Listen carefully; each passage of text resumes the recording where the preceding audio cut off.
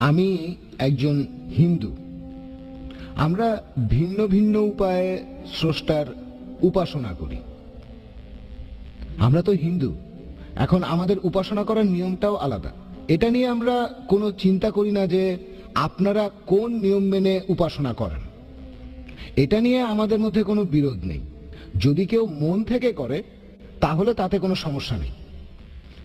এখন আমাদের হিন্দু ধর্মের দর্শনটা এরকমই বলছে, যে কোনো মানুষই এটা পারবে। আর আপনি বললেন যে মোহাম্মদ নবী, তার উপরে কেউ যেতে পারবে না আপনার হিসাবে। কিন্তু আমাদের দর্শন বলছে যে কোনো মানুষই সেই ধরনের স্তরে পৌঁছাতে পারে। আপনার কি মনে হয়, আপনি ওই স্তরে যেতে পারবেন? ভাই প্রশ্ন করলেন আর বললেন যে আপনি হিন্দু, আপনাদের উপাসনা ধারণাটা আলাদা, আর বললেন কোন পদ্ধতিতে আপনার আপত্তি নেই যদি মন থেকে করা হয়। মন থেকে করলে কোনো সমস্যা নেই। মন থেকে করলেও ঠিক করতে হবে। মন থেকে যদি চুরি করি আপনার কি তাতে কোনো সমস্যা নেই? মন থেকে করেন তবে ঠিক কাজটা করেন। হ্যাঁ, কি করছেন সেটাই আগে ভাবেন। কি করছেন আপনি? পূজা করছেন কার পূজা সেটাই গুরুত্বপূর্ণ। আসসালামু আলাইকুম সুধী দর্শক শ্রোতা, কেমন আছেন আপনারা? ডক্টর জাকির নায়েক স্যারকে ভয়ঙ্কর এক প্রশ্ন করেছে ইহুদি এবং হিন্দু।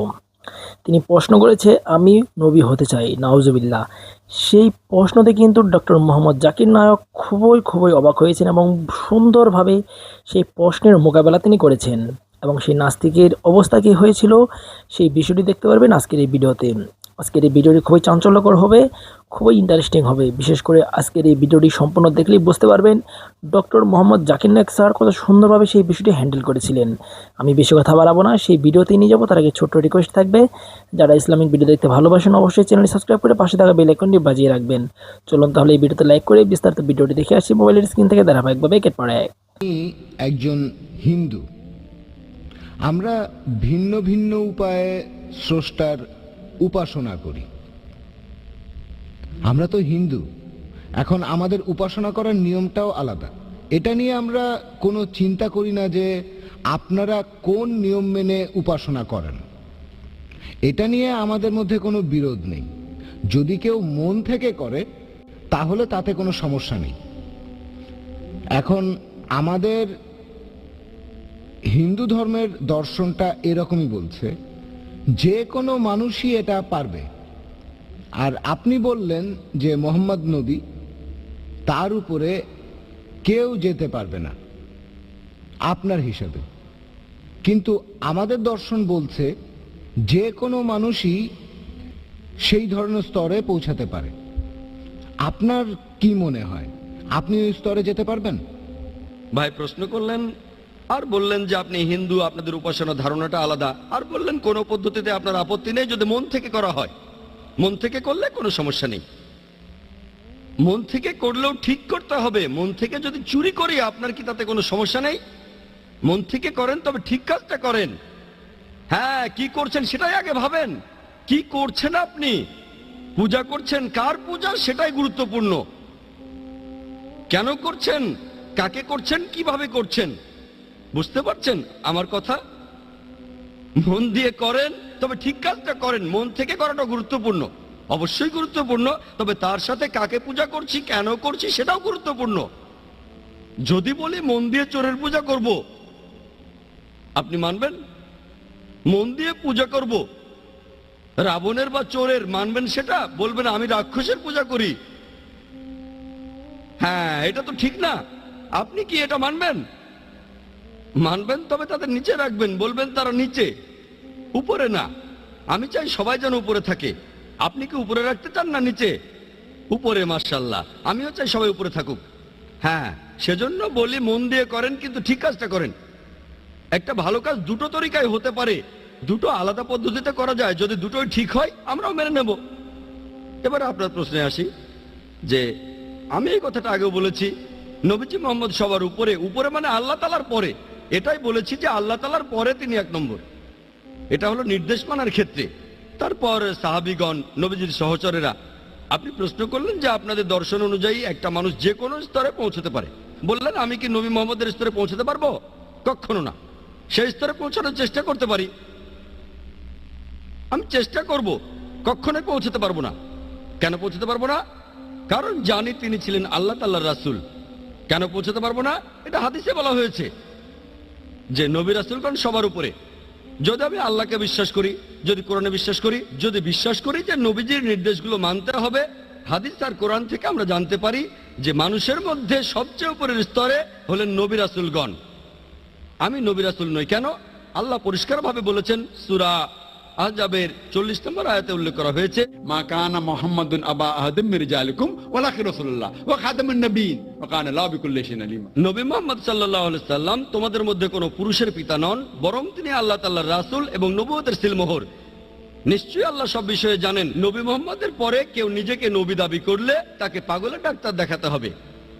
কেন? এই বইটাই প্রমাণ দিচ্ছে। যখন আপনি জানতে পারবেন এই বইটার কথাগুলো সব ঠিক, আপনিও পরীক্ষা করেছেন, তাহলে বইটার কথা আপনাকে মানতে হবে। যদি না বইটা ভুল হয়, তাহলে এই পবিত্র কোরআন আর এই সহিহ হাদিস আমাকে বলছে কোনো মানুষই নবীদের স্তরে পৌঁছতে পারবে না। যদি এখন আমি বলি আমি পৌঁছতে পারবো, হ্যাঁ, আমি সেজন্য চেষ্টা করতে পারি। কেন করব? হয়তো আমি এসেছি নিচু স্তর থেকে, হয়তো 20% উঠেছি, 30%, 40% কাছাকাছি। অনুকরণের চেষ্টা করছি, 100% মানার চেষ্টা করছি। যেমন ধরেন, ক্লাসের টিচার যদি বলেন যে ইংরেজি পরীক্ষায় কেউ 100তে 100 পাবে না, এটা হতে পারে, তবে অঙ্কে আপনি পেতে পারেন। ঠিক? তাহলে দেখতে পাচ্ছেন কোরআন আর হাদিসে এই কথা বলা হয়েছে যে কোনো মানুষ নবী রাসূলদের স্তরে পৌঁছতে পারবে না। আল্লাহ তাআলা তাদেরকে মনোনীত করেছেন। আমি কাছাকাছি যাওয়ার চেষ্টা করতে পারি, কাছাকাছি পৌঁছতেও পারি, তবে এক স্তরে যেতে পারবো না। আর আপনাদের হিন্দু ধর্মের দর্শন অনুযায়ী শুধু অবতারদের স্তরে নয়, ঈশ্বরের স্তরেও আপনি পৌঁছতে পারবেন। তারপর আপনি যদি ঈশ্বর হয়ে যান, লোকজন আপনাকে পূজা করবে। ঠিক? ঠিক না ভুল? সীমা বেঁধে দিচ্ছেন কেন? তার মানে আপনিও ঈশ্বর হতে পারেন। ঠিক না ভুল? ঈশ্বর হতে পারবেন? আপনি কি ঈশ্বর হতে পারবেন? না, পারবো না। কেন হতে পারবেন না? সীমাটা কি জন্য? এর একটা সীমা আছে। আমরা ঈশ্বর হতে পারবো না। আপনি ঈশ্বর হতে পারবেন না কেন? কেন হতে পারবেন না? নবী রাসূলরা তো আরো নিচে, কিন্তু ঈশ্বর হতে পারবেন না কেন? কেন? ঈশ্বরকে শাদী করতে হবে। খোদার শাদী করতে হবে। ও শাদী হয়ে গেছে? হ্যাঁ। খোদার শাদী করার প্রয়োজন হয় বাচ্চা কাচ্চা হওয়ার জন্য? না না, শাদী শাদী বলতে আমি শাদী কথাটা আসলে আমি এখানে আসলে- বলছেন ভক্তি করার জন্য। হ্যাঁ, ভক্তি। হ্যাঁ, তবে শাদী কথাটা এখানে খাটে না। ওইভাবে আমি বলিনি। আচ্ছা আসলে আচ্ছা, আমি বুঝিয়েছি- মনের দিক থেকে আপনি ঠিক আছেন, আপনি ভক্ত হতে পারবেন। তবে তবে ইসলাম আর হিন্দুইজমের মধ্যে পার্থক্য আছে। আপনাদের ধর্ম অনুযায়ী আপনারা সবকিছু ত্যাগ করে দেন, আপনারা দুনিয়াদারি বাদ দিয়ে দেন। ইসলাম ধর্মে দুনিয়াদারিও দিনের ভেতরে পড়ে। যতক্ষণ আপনি বিয়ে না করছেন ততক্ষণ ভালো মুসলিম হতে পারবেন না। দুনিয়াদারি সামলান। আপনারা হিন্দু ধর্মে কি করছেন? সবকিছু ছেড়ে দিচ্ছেন। ছেড়ে দেবেন না, একসাথে করাটাই হচ্ছে পরীক্ষা। আমি যদি বলি যে আমি স্কুলে অন্য কোনো সাবজেক্ট পড়বো না, শুধু অঙ্কই করে যাব, বিজ্ঞান পড়বো না, ইতিহাস পড়বো না, ভূগোল পড়বো না, বাংলা পড়বো না, শুধু অঙ্কই পড়বো, তাহলে তো আমি ফেল করবো। হয়তো অঙ্কে আমি বিশেষজ্ঞ হয়ে যেতে পারবো, কিন্তু ইতিহাসে অন্তত পাস তো করতে হবে 33 নম্বর পেয়ে, বিজ্ঞানে কমপক্ষে 33 নম্বর তো পেতে হবে। তাহলে বাকি সাবজেক্টগুলোতে কমপক্ষে 33 নম্বর পেতে হবে। যখন আমি মেডিকেল কলেজে পড়ছিলাম, MBBS করছিলাম, সেখানে স্পেশালাইজ করেছি। এরপরে দেখবেন MBBS এর পরে MD, তারপরে হার্টের উপর বিশেষজ্ঞ DM, হার্টের উপরে বিশেষজ্ঞ হচ্ছি। ব্রেন সম্পর্কে তো কিছু জানতে হবে। যদি ব্রেনের সম্পর্কে কিছু না জানি, তাহলে হার্টের চিকিৎসা করবো কিভাবে? আমি হার্টের চিকিৎসা করতে গেলে তো ব্রেন সম্পর্কেও কিছুটা জানতে হবে, তাই না? ইসলাম ধর্ম এমন কিছু যুক্তি আছে। আমি এখন একজন ফুল টাইম দায়ী। এখন যদি আমি বলি দায়ী হওয়ার জন্য কখনো শাদী করব না, ঈশ্বরের সঙ্গে আমি শাদীর কথা বলছি না, কোনো মহিলার সাথে শাদী করব না, বাচ্চা কাচ্চা নেব না, আমি কিছুই করব না, শুধু দাওয়াই দেব, এটাও ঠিক না। দাওয়া দেবেন, তবে এটা ফরজ যে আপনি ভালো স্বামী হবেন, একজন ভালো বাবা হবেন, একজন ভালো ছেলে হবেন। সবচেয়ে সেরা সন্তানটা হতে বলছি না, অন্তত 33 নম্বর পেয়ে পাস তো করেন। ঠিক আছে, আমি সবচেয়ে ভালো স্বামী হতে বলছি না, অন্তত 33 নম্বর পেয়ে পাসটা করে ফেলেন। বুঝলেন? আমি খুব ভালো বাবা নই, অন্তত 33 নম্বর তো পান। দাওয়ার উপরে বিশেষজ্ঞ। আপনি দেখবেন যে ইসলামে আমরা ভগবানের স্তরে যেতে পারবো না। কেন? কারণ ভগবান হতে আমরা পারবো না। আমরা মানি যে ভগবান তো মানুষই নন, তাই যেতে পারবো না। নবী রাসূলগণ মানুষ, তবে আল্লাহ তাআলা তাদেরকে মনোনীত করেছেন বিভিন্ন জাতির মানুষকে পথ দেখানোর জন্য। তারা সবাই আল্লাহর মনোনীত, তবে তারা মানুষ, ভগবান নন। আমরা তাদের পূজা করব না, তাদের পূজা করব না, তাদের ইবাদত করব না, তাদেরকে সম্মান করব, তাদের কথাগুলো মেনে চলবো। এই হলো পার্থক্য। আমাকে মাফ করবেন, আপনি স্বাদের কথা বললেন, ভক্তির কথা বললেন। দেবদাসীদের নাম শুনেছেন? দেবদাসী, হ্যাঁ হ্যাঁ, আমি শুনেছি। দেবদাসীরা কি করে? দেবদাসীদের শাদী হয় দেবতার সাথে, ঠিক? তারা যায় কার সাথে? হিমালয়ে যায়। সন্ন্যাসীরা যায়, দেখেন এগুলো পরিসংখ্যান। সন্ন্যাসীরা হিমালয়ে যায় তপস্যা করার জন্য। কার তপস্যা? ভগবানের। তাদের পিছনে থাকে দেবদাসীরা। কারণটা কি? এই নিয়মটা একসময় ঠিকই বদলে যাবে। ঠিক আছে, কিন্তু এই দেবদাসীরা শাদী করে ভগবানকে, কিন্তু যায় সন্ন্যাসীদের সাথে। কি জন্য? এজন্যই আল্লাহ তাআলা বলেছেন সূরা রুমের 21 নম্বর আয়াতে, এখানে বলা হয়েছে যে আমি পুরুষ ও নারীর মধ্যে সৃষ্টি করেছি পারস্পরিক ভালোবাসা। যদি আপনি কোনো মহিলাকে দেখেন, আপনার যৌন প্রবৃত্তি কিছুটা হলেও সাড়া দেবে। যদি কিছু না হয় তাহলে ডাক্তারের কাছে যেতে হবে। যদি বলেন আমি মেয়েদের দেখি, সুন্দর সুন্দর মেয়ে, আমার কিছুই হয় না, তাহলে সমস্যা আছে। এজন্যই এসেছে হিজাব। পবিত্র কোরআনে সূরা আহজাবের 59 নম্বর আয়াতে উল্লেখ করা হয়েছে, হে নবী, তোমার স্ত্রীদের বলো, তোমার কন্যাদের বলো, আর মুমিন নারীদেরকে যখন তারা বাইরে যাবে তখন যেন চাদর পরে, যাতে করে তাদের চেনা যায়, আর এতে করে তাদের উত্ত্যক্ত করা হবে না। তাহলে পবিত্র কোরআন বলছে যদি মহিলারা বাইরে যায় তারা যেন চাদর পরে, হিজাবের ভেতর থাকে, পুরো শরীর ঢাকা থাকে, সির্ফ মুখ আর হাত দেখা যেতে পারে। বাইবেলেও কথা লেখা আছে, পড়ে দেখেন, বাইবেলেও আছে যে মাথা ঢেকে রাখো। হতে পারে যে ডেভিড ভাই তার স্ত্রীকে বলবেন যে বাইবেলে তোমাদের মাথা ঢেকে রাখতে বলেছে। হয়তো এই কথা বলবেন তার বোনকে বা তার মাকে, যে আমি জানতে পারলাম তোমাদের ভদ্র পোশাক পরা উচিত, মাদার মেরির মতো। হয়তো ওনার বোনকে বলবেন আগামীকাল বা আজকে, অথবা তার মাকে। আর তিনি বিবাহিত হয়ে থাকলেও ভালো, তার স্ত্রীকেও বলবেন যে দেখো এই কথাটা বাইবেলে লেখা আছে। ভদ্রতা বেদেও একই কথা আছে। বেদ পড়েছেন ভাই? ঋগ্বেদে আছে, ব্রহ্মা তোমাদের সৃষ্টি করেছেন নারী হিসেবে, অতএব দৃষ্টি নিচু করো আর মাথা ঢেকে রাখো, মাথায় কাপড় দাও। আপনাদের বেদে লেখা আছে। তাহলে বেদেও কথা লেখা আছে যে মহিলারা তারা তাদের মাথা ঢেকে রাখবে, তারা দৃষ্টি নিচু করবে। আমার ভিডিও ক্যাসেটে আছে সিমিলারিটিজ বিটুইন হিন্দুইজম এন্ড ইসলাম, এটা দেখেছেন? আচ্ছা, দয়া করে ওনাকে একটা ভিসিডি দেবেন, সিমিলারিটিজ বিটুইন হিন্দুইজম এন্ড ইসলাম, এই ভিডিওটা।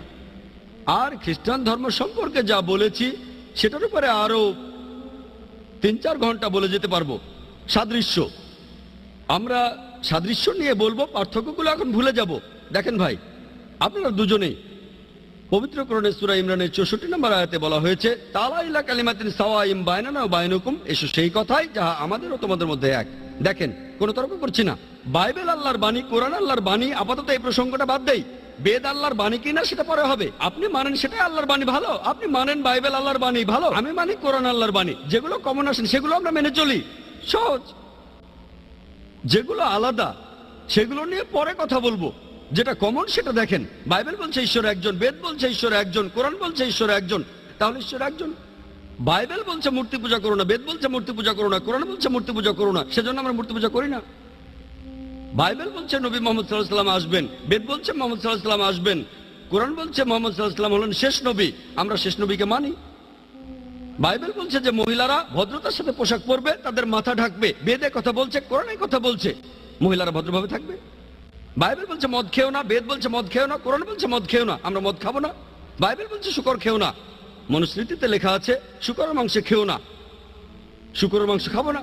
তাহলে আসেন যেগুলো কমন অন্তত সেগুলো মেনে চলি, পার্থক্যগুলো নিয়ে পরে কথা বলবো। আমাদের মধ্যে যেগুলো কমন অন্তত সেগুলো মেনে চলেন মন থেকে, মন থেকে, ঠিক আছে? প্রিয় দর্শক বন্ধুরা, ডক্টর জাকির নায়েকের কথাগুলো আপনাদের কাছে কেমন লেগেছে অবশ্যই কমেন্ট করবেন। কত সুন্দর এবং বিচক্ষণভাবে সেই কথাগুলো বিশ্লেষণ করেছে। আপনাদের মাঝে আমি এরকম ভিডিও আরো অনেক উপস্থাপিত করতে যাচ্ছি। আপনারা যদি আমার সাথে থাকেন তাহলে সেই বিষয়গুলো দেখতে পারবেন। আর এই ভিডিওগুলো কেমন লেগেছে অবশ্যই কমেন্ট করতে ভুলবেন না। পরবর্তী ভিডিও দেখার জন্য আপনাদের জানাচ্ছি স্বাগতম। প্রিয় দর্শক বন্ধুরা, অবশ্যই চ্যানেল সাবস্ক্রাইব করে আমাদের সাথে থাকবেন নতুন ভিডিও পাওয়ার জন্য। ভালো থাকুন, সুস্থ থাকুন, এই চ্যানেলের সাথে থাকুন। আল্লাহ হাফেজ।